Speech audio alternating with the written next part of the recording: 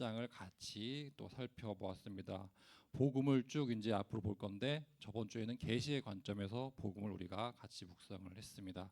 하나님은 구약 시대 선지자들을 통해서 조각조각 우리에게 말씀을 주셨어요. 그리고 마침내 마지막 날이 되어서 예수 그리스도를 통해서 그 말씀을 완성해 주셨습니다. 자, 독생자 예수 그리스도는 하나님의 영광의 광채, 그리고 본체 형상, 그리고 죄를 정결케 해주신 또 구속주, 그리고 지금 하나님 우편에 앉아 계시는 만왕의 왕 되십니다. 자, 한마디로 예수님이 하나님 되신다는 말씀을 우리가 저번 주에 히브리서 1장을 통해서 확인을 해 보았습니다. 자, 그런데 우리가 2장을 우리가 오늘 보게 되는데 2장을 보면은 예수님이 사람이 되심에 대해서 우리에게 말씀으로 확인을 해 주십니다. 왜 굳이 사람의 몸을 입고 하나님이 이 땅에 오셔야 했을까? 그 이유를 우리에게 말씀으로 증거를 해 주십니다. 사람이 느끼는 감정이나 고통을 예수님이 직접 느끼셨습니다. 왜 굳이 그렇게 하셨을까? 우리가 그 질문에 대한 답을 오늘 히브리서 2장을 통해서 확인을 해 보도록 하겠습니다. 오늘 우리는 복음을 성육신의 관점에서, 그러니까 복음을 우리가 또 보게 되는데 성육신의 관점에서 복음을 이제 묵상을 하게 됩니다. 자, 오늘 메시지 뭐 여러 가지 있겠지만 한 가지만 기억하시면 됩니다. 왜 예수님이 사람이 돼서 사람의 몸을 입고 이 땅에 오셨을까? 우리를 살리기 위해서, 죽기 위해서 하나님이 이 땅에 오신 것입니다. 여러 가지 이유가 있는데 한 가지만 붙잡으면 되겠습니다. 성육신의 이유를 발견하고 그것이 내 것으로 누려지는 한 주간 되시기를 바라겠습니다. 자, 첫 번째, 죽기를 위해 하나님이 사람이 되셨어요. 말이 좀 이상하죠? 죽을 거 알고 결국엔 죽을 것 알지만 성육신을 하고 이 땅에 오셨습니다. 자, 히브리서 2장을 읽어보면은 죽음이라는 표현이 여러 번 등장을 하고 있습니다. 죽음이라는 단어가 여러 번 나와요. 그래서 9절을 보면은 예수님이 죽음을 맛보셨다고 나옵니다. 그리고 14절을 보면은 혈과 육을 함께 지니심은 죽음을 통하여, 그러니까 계속 죽음에 대해서 말씀을 하고 있어요. 그러니까 성육신의 첫 번째 이유가 죽음이라는 걸 분명히 말씀을 하고 있습니다. 자, 성탄절이 되면은 아기 예수님의 탄생을 우리가 기뻐해서 여러 가지 축제를 우리가 갖게 됩니다. 자, 하지만 히브리서는 이 성탄을 조금 다른 관점에서 우리에게 알려주고 있습니다. 예수님은 축복받기 위해서 이 땅에 태어나신 분이 아닙니다. 우리는 저도 이제 아기를 가져봤지만 아기가 나오면 정말 좋아요. 그리고 이 아기의 인생이 축복받은 인생이었으면 정말 좋겠다고 그렇게 생각을 하죠. 그런데 예수님은 축복을 받기 위해서 이 땅에 오신 분이 아닙니다. 죽기 위해서 사람의 몸을 입고 이 땅에 오셨습니다. 십자가에 달려서 죽기 위해서 사람이 돼서 이 땅에 오셨습니다. 자, 그런데 생각해 보면은 죽을 죄를 지은 사람은 예수님이 아니잖아요. 죽을 죄를 지은 사람 우리입니다. 창세기 2장 17절에 이렇게 말씀을 하고 있습니다. 선악을 알게 하는 나무의 열매는 먹지 말라. 내가 먹는 날에는 반드시 죽으리라고 하나님이 말씀을 하셨습니다. 이렇게 죄는 사람이 지었지만 그 죄값을 우리가 아니라 하나님이 대신 받아주십니다. 죄를 지었지만 벌을 받는 사람 하나님이 아니고 우리입니다. 죄를 지었으면 벌을 받는 게 당연한데 우리가 벌을 받는 게 당연해요. 그런데 하나님은 우리가 벌을 받게 하지 않으셨습니다. 그 대신에 독생자를 우리에게 보내주셨고 우리를 위해서 대신 죽게 하셨습니다. 왜 그러셨을까요? 우리가 뭐 하나님을 위해서 많은 걸 했기 때문에? 아니죠. 하나님이 우리를 사랑하셨기 때문에 이렇게 하나님 독생자를 희생하시면서까지 우리를 살려주셨습니다. 자, 대속의 죽음을 위해서 성육신 하신 것이죠. 성육신이 없으면 십자가도 없습니다.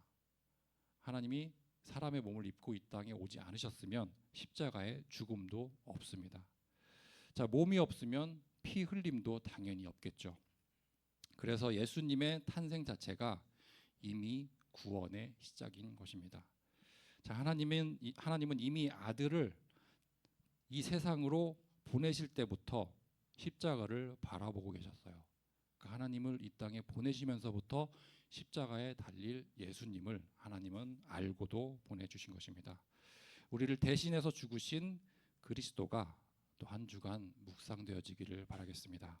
자, 두 번째, 이 땅에 몸을 입고 오신 이유, 순종하기 위해서 성육신을 하셨습니다. 자, 성육신의 두 번째 이유, 죽기까지 순종하기 위해서 우리에게 사람의 몸을 입고 오신 것입니다. 자, 히브리서 2장 10절을 보면은 이렇게 말씀을 하고 있습니다. 그들의 구원의 창시자를 고난을 통하여 온전하게 하심이 합당하도다. 무엇이 합당한 걸까요? 합당하다고 분명히 말씀을 하고 있는데 무엇이 합당한지 여기서는 우리가 잘 알 수 없지만 그렇게 무엇이 합당한지 알기 위해서는 우리는 창세기를 다시 한번 볼 필요가 있습니다. 자, 창세기를 보면 하나님이 아담을 창조하셨고 세상을 다스리는 대표로 세워주십니다. 아담이 이 세상을 다스리는 인간의 대표로 서 있습니다.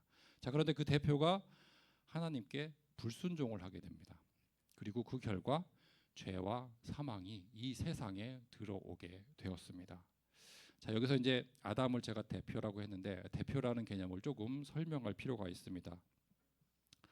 우리가 이제 올해 월드컵을 생각하면은 아픈 기억만 좀 남아 있죠. 자, 여러 가지 아쉬운 점이 있습니다.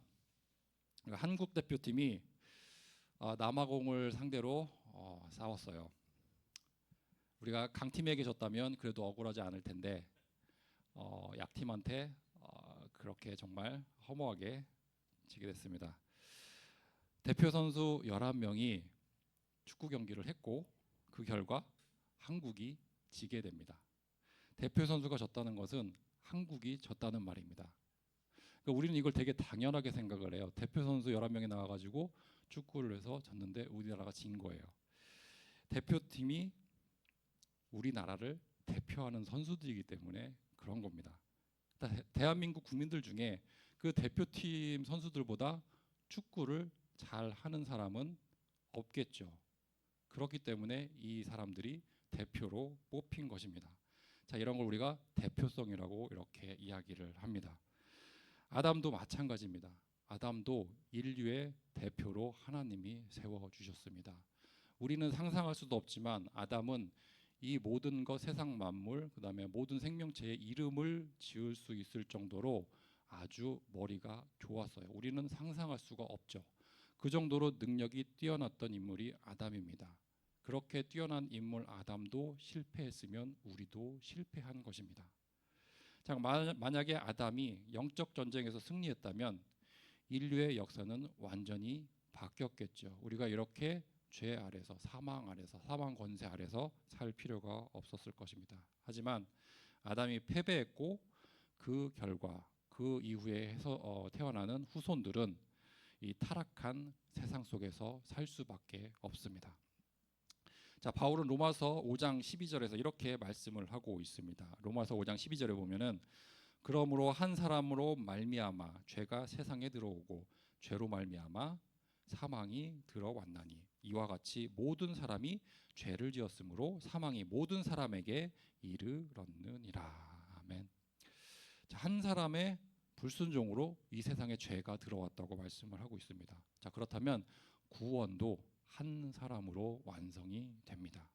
자, 그래서 성경은 예수님을 마지막 아담 아니면 두 번째 아담이라고 이렇게 부르고 있습니다. 자, 첫 번째 아담이 실패했지만 두 번째 아담으로 오신 예수 그리스도가 이 영적 전쟁에서 승리를 해 주셨습니다. 자, 그 결과가 5장 19절 로마서 5장 19절에 기록이 되어 있습니다. 로마서 5장 19절을 보면은 한 사람이 순종하지 아니함으로 많은 사람이 죄인 된 것 같이 한 사람이 순종하심으로 많은 사람이 의인이 되리라. 자, 대표 선수들이 영적 전쟁을 치른 것입니다. 아담은 그 전쟁에서 완전히 패배했습니다. 하지만 두 번째 오신 아담, 예수 그리스도가 이 전쟁에 승리를 하게 됩니다. 자, 그래서 예수 편에 서 있는 사람들, 예수님을 구주라고 시인하는 사람들, 그 사람들은 예수님이 이루었던 성취했던 그 승리를 누릴 수 있게 되는 것입니다. 의인이 되리라고 말씀을 하셨습니다. 그리고 이 승리는 예수님의 예수님의 순종으로 얻어진 것입니다. 이상하죠? 우리가 전쟁에서 이겼는데 그 전쟁에서 이긴 이유가 예수님이 순종하셨기 때문에 그 전쟁에서 이길 수가 있던 것입니다. 자, 예수님의 순종은 태어난 순간부터 그리고 십자가에 달려서 돌아가실 때까지 그 순종은 변치 않는 순종이었습니다. 단 한 번도 예수님은 죄를 짓지 않고 하나님 말씀에 순종하게 됩니다. 하나님 말씀 곧 율법이죠. 그 당시에 구약 시대에 주었던 율법에 완전히 순종을 하게 됩니다. 자, 그래서 우리가 잘 아는 빌립보서 2장 8절 이렇게 말씀을 하고 있습니다. 사람의 모양으로 나타나사 성육신을 말씀하고 있죠. 자기를 낮추시고 죽기까지 복종하셨으니 곧 십자가에 죽으심이라. 자, 우리가 여기서 잊지 말아야 할 사실이 있습니다. 복음은 예수님이 나를 위해서 죽으신 것만 있는 게 아닙니다. 예수님이 나를 위해서 죽으신 것도 있지만 예수님이 나를 위해서 대신 살아 주신 것도 복음에 포함이 됩니다. 자, 내가 살아서 해야 했던 것, 내가 드려야 했던 순종, 그리고 내가 이루지 못한 그 의를 예수님이 우리를 대신해서 성취해 주십니다. 자, 그리고 믿는 자들에게 이 모든 것을 입혀 주십니다. 그러니까 옷을 입혀 주시듯이 하나님, 예수님의 의를 우리가 입게 됩니다. 이걸 덧입게 된다고 얘기하죠. 이것을 우리가 의롭다 하심, 그러니까 칭의라고 그렇게 부르게 됩니다. 그러니까 예수님의 의가 우리의 의가 된 것입니다. 자, 우리는 여전히 부족하고 연약할 수밖에 없습니다.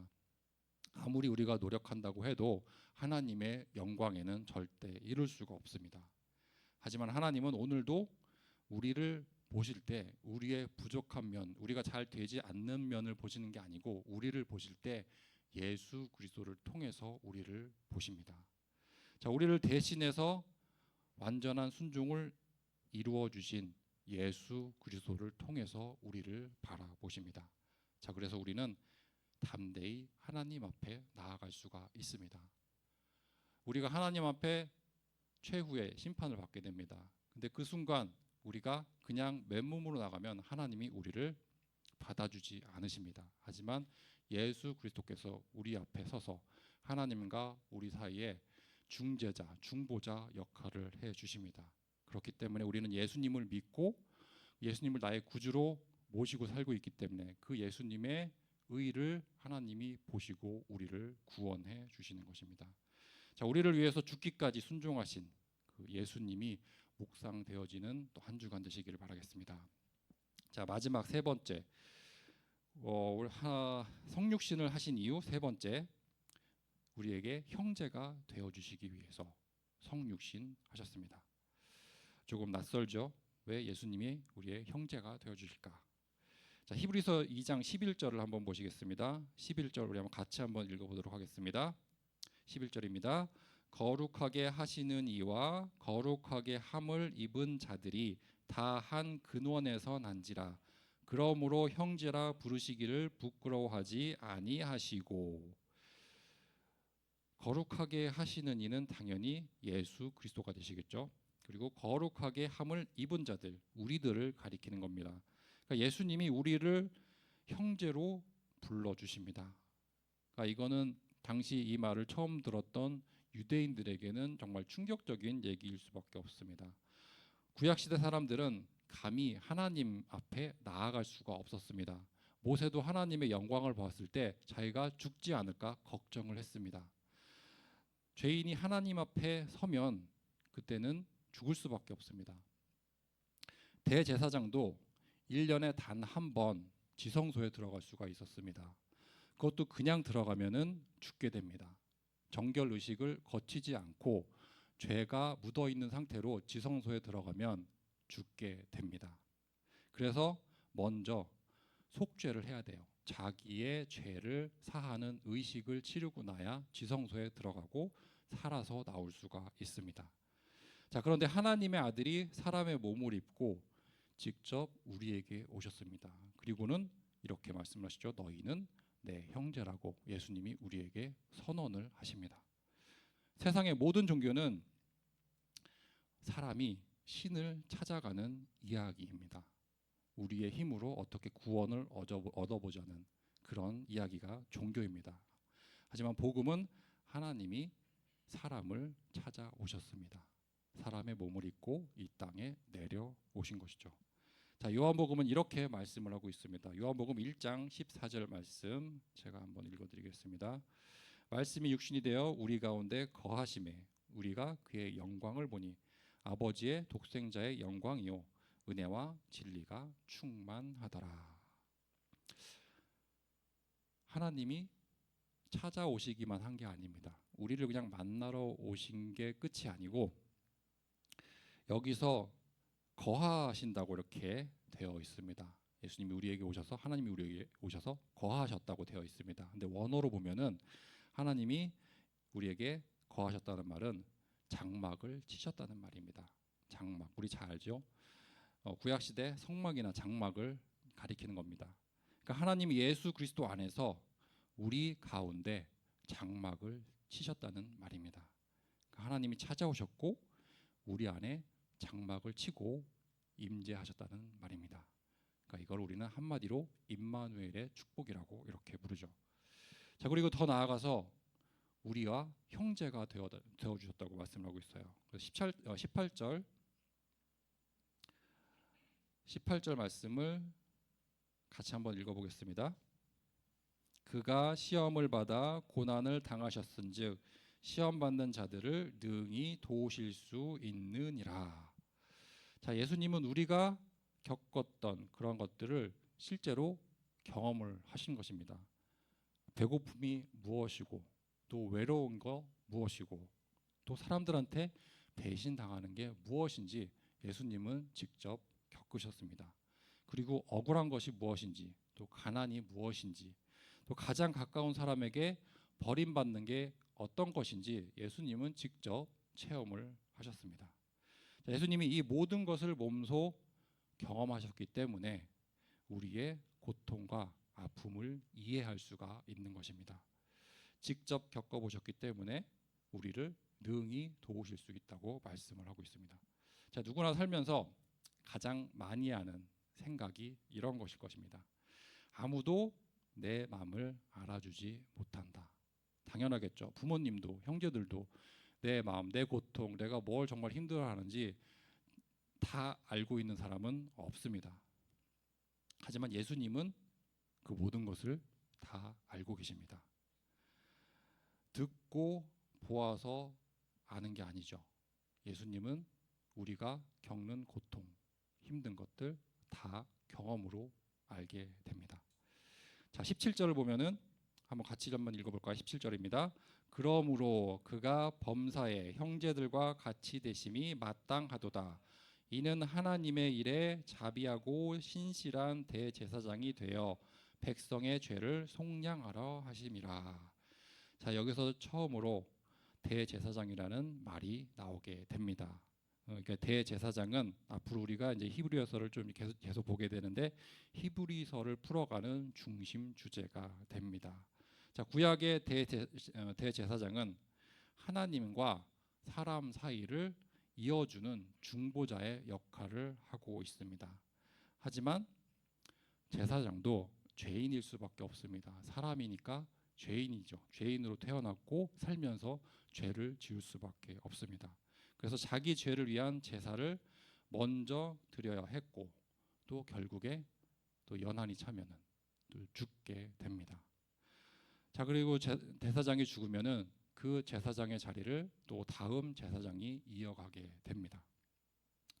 자, 하지만 예수님을 대제사장이라고 지금 여기 말씀을 하고 있어요. 대제사장 되시는 예수님은 그럴 필요가 없습니다. 일단 예수님은 죄가 없으시고 또 영원히 살아 계십니다. 자기 자신을 단 한 번에 제물로 드려주셨고 이를 통해서 영원한 속죄, 우리를 위한 영원한 속죄를 이루어 주셨습니다. 예수님이 사람이 되신 것은 우리를 하나님 앞으로 인도해 주시기 위해서입니다. 자, 이 주제는 우리가 다음 주에 다루게 됩니다. 자, 결론을 맺겠습니다. 오늘 우리는 복음을 성육신의 관점에서 함께 묵상을 해보았습니다. 하나님이 사람의 몸을 입고 이 땅에 오셨습니다.